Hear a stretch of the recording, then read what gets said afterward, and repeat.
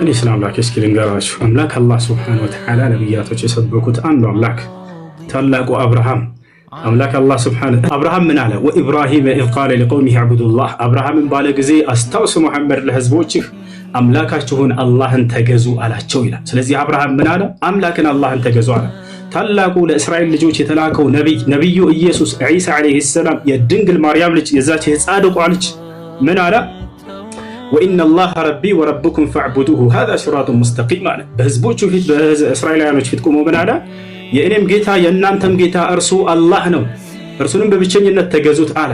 ነገር ግን ኢየሱስን ዒሳን ካደው ይሄ ሰውዬ እና ተከታዮቹ እኔ አምላኬን አምልኩ እያለ እየተናገረ ኢየሱስ ክርስቶስ ዮሐንስ ወንጌል ምዕራፍ 20 ቁጥር 17 ላይ ወደ አምላክ ያደርጋለሁኛል አምላክ አለኝ እያለ እያስተማራቸው አይ ተሳስተሃል ኢየሱስ አንተ ራስህ አምላክ ነህ ብለው ካዱት ክርስቲያኖች አያችሁ አይደል? ልክ እንዲሁ ኢልያስ ምን አለ? ወኢነ ኢልያስ ለሚነል ሙርሰሊን ኢዝ ቃለ ሊቀውሚሂ አላ ተተቁነ ተድዑነ በዕለን ወተዘሩነ አሕሰነል ኻሊቂን አላህ ረበኩም አለ። ኢልያስ ታላቁ የአላህ ነቢይ ምን አለ? የእናንተም የአባቶቻችሁም ጌታ እርሱ አላህ ነውና አላህን ተገዙት አለ።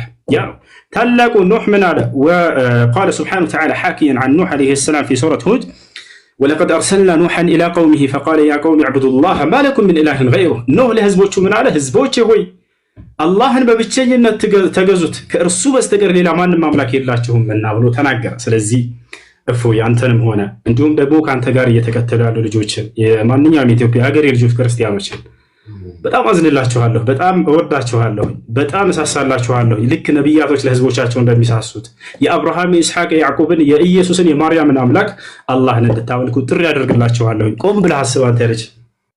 ሌላውን በመክረህ ስለ ክርስትና በደንብ አድርገህ ቤተክርስቲያን ሂደህ ተማር። ስለ እስልምና ጥያቄዎች በሚኖሩህ ጊዜ ከዚህ በኋላ ገስት ላይ የመጣህ እንድትጠይቅ አስተናግድሃለሁ በየትኛውም ሰዓትና ወላሂ ከሁሉም በፊት ለአንተ ቅድሚያ ሰጥሃለሁኝ።